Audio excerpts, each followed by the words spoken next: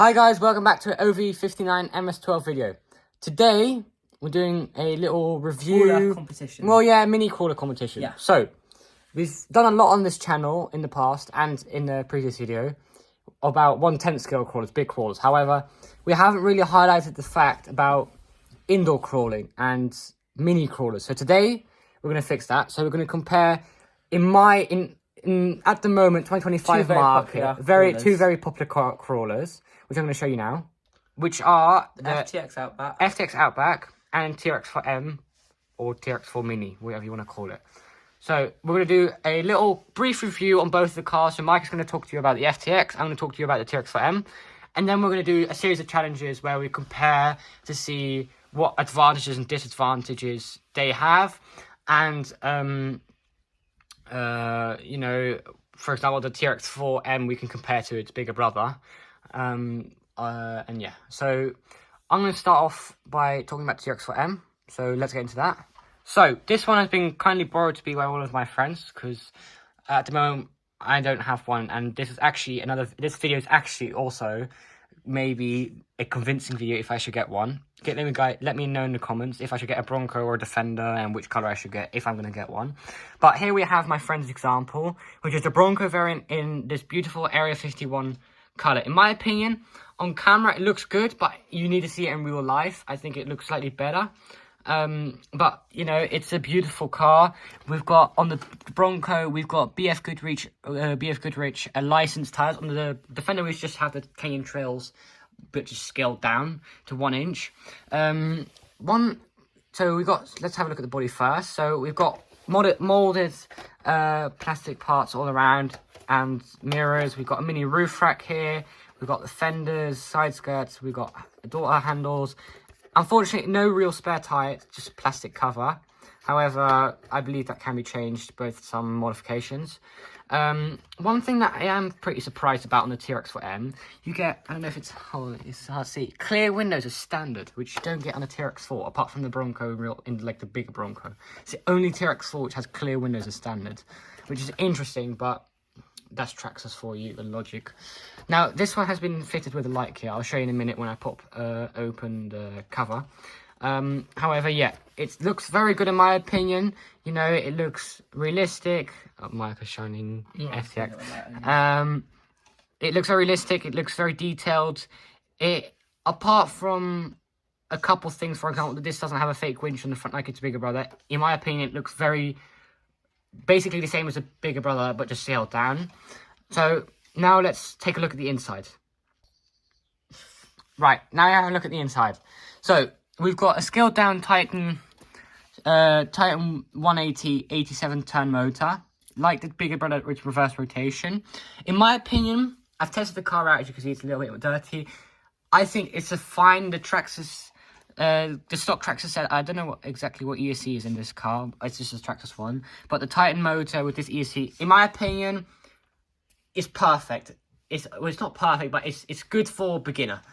Of course, you can go out and get the Traxxas brushless system or any other system.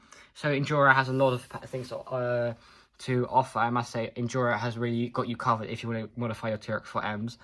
But I personally think the stock Traxxas system is fine. But if you would like, there's always better options. One thing that I am a little bit disappointed about, look, some people will say, oh, it's better. But some people will say, yeah, but it's less realistic. And that is the chassis-mounted servo. The axle-mounted servo. I'm personally agreeing of the opinion that it's not really, in my opinion, that realistic. And I prefer a chassis-mounted servo. I think it just gives it a more premium effect. Sorry guys, phone cut out again. Apple just does stupid things. Anyway, let's carry on. Battery wise, Traxxas only offers at the moment 2 types of battery. So you got the 2S 750 milliamp hour. This is the one you get when you buy the car. However, they're now also offering a 2S 1000 milliamp hour. I haven't tested the 1000 milliamp hour, so I can't give an opinion. But I think this battery, the 7500 milliamp hour 2S, is fine. It's fine.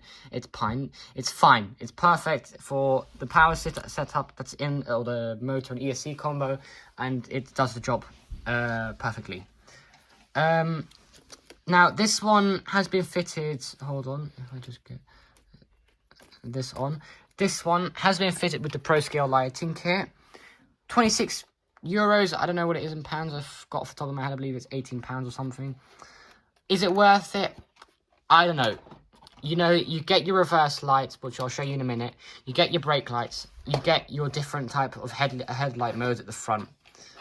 I would say it's worth it. It's a good upgrade. However, I would have liked to see stuff like indicators and Traxxas excelling more like they do on their full scale, pro scale lighting kits, which they offer on the full TRX4s. Anyway, I think that's a little rundown of the TRX4M. Mike is now going to talk to you about the FTX Outback. Right, guys, Mike is now going to do a little mini overview and review of the FTX. So we've got the FTX Outback here.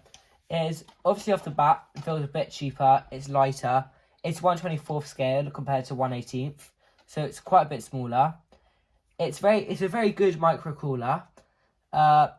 It's like kind of a competitor of the SCX24, you could say. Also, it's got body clips compared to the clipless body, which is way worse having clips, I would say. Then it doesn't have oil fill shocks, it's air filled, and it's got a lighting kit which it comes with it, and it's got a spare tyre compared to the Traxxas. This one's got a spare tyre. Yeah, I must say, I'm just going to quickly intervene there. That is I'd say Traxxas.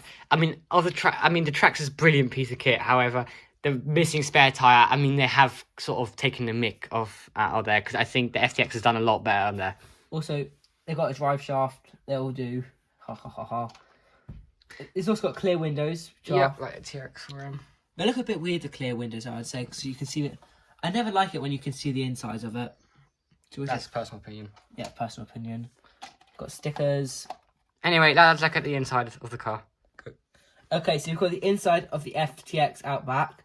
So first of all, it's got a chassis mounted servo, which is very good compared to the Traxxas. Much better. We've got all, electronics. FTX electronics. ESC, battery. On the battery though, it is absolutely terrible. Lasts a very, very short time. Not even that powerful. And for the price you're paying, you'd expect a better battery. What else? It takes like a good 3 or 4 hours to charge. It's just like the value for money for it isn't that good. But if we compare it to the Traxxas, it is TRX4 Mini. It's alright. Right, phone cuts out again. That's alright. We're going to make a new topic anyway. So we're going to talk about all-important price. Is the TRX4M worth an extra £100 over the FTX? TRX4M, £170, FTX, £70. Is it more worth it? My opinion, I think it is. You get a lot more of a premium product, you know. FTX, it's a brand known.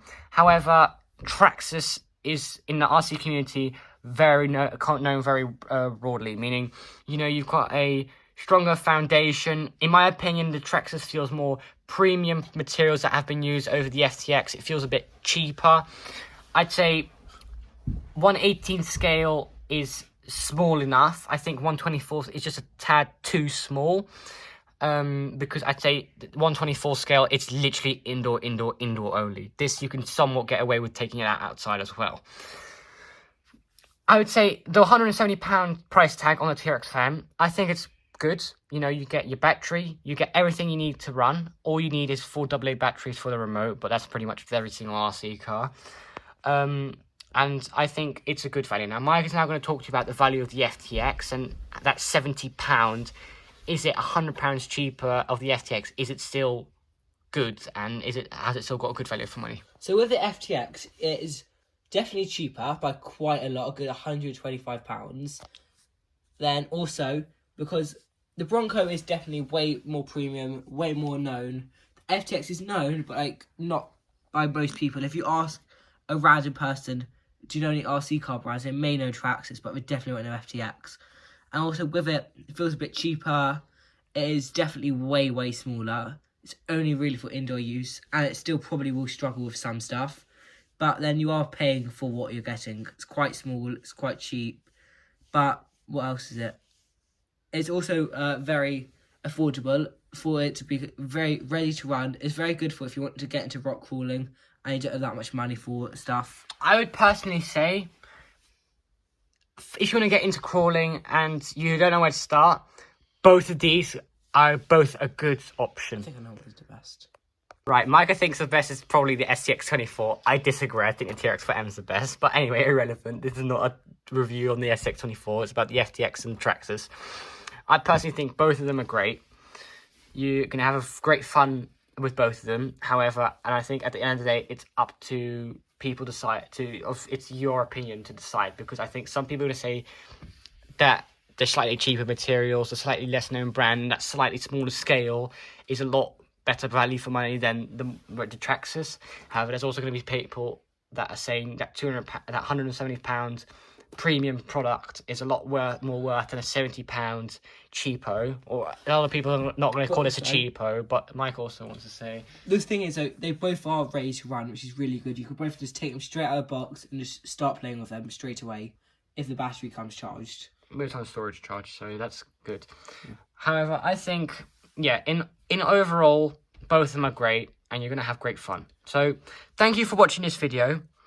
Next video, both of them are going to be taken out. We're gonna do indoor, because another thing of these cars, they need to be. We're going to use indoor equipment to make a little course, and we're going to compare them as well. Because let's be honest, we can cut all the talking, and really the way we're going to see which one's better is just by doing the performance. Now, quickly before we end, we've actually completely missed an entire factor, and that is controllers. Let me talk about the Ftx24 one.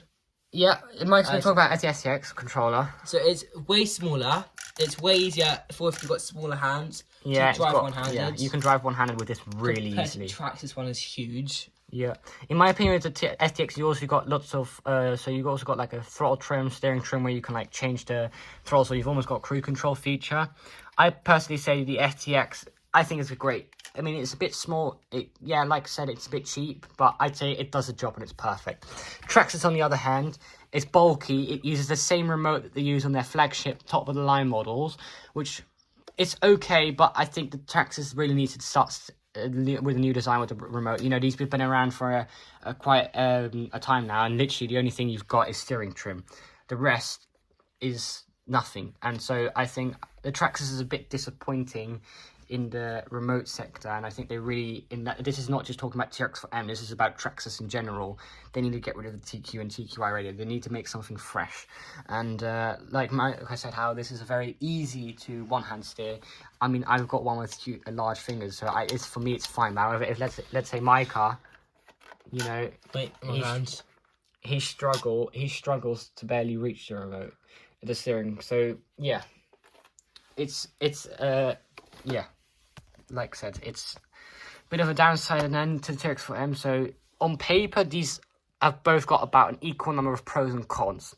However, like I said a minute ago, what we need to do is stop with the talking and get to driving, where we're actually going to see which one's better. But unfortunately, we've run out of time in this video, so we'll see you in the next one where we do the actual driving comparison. Anyway, until then, see you guys next time. In a bit, bye. Guys.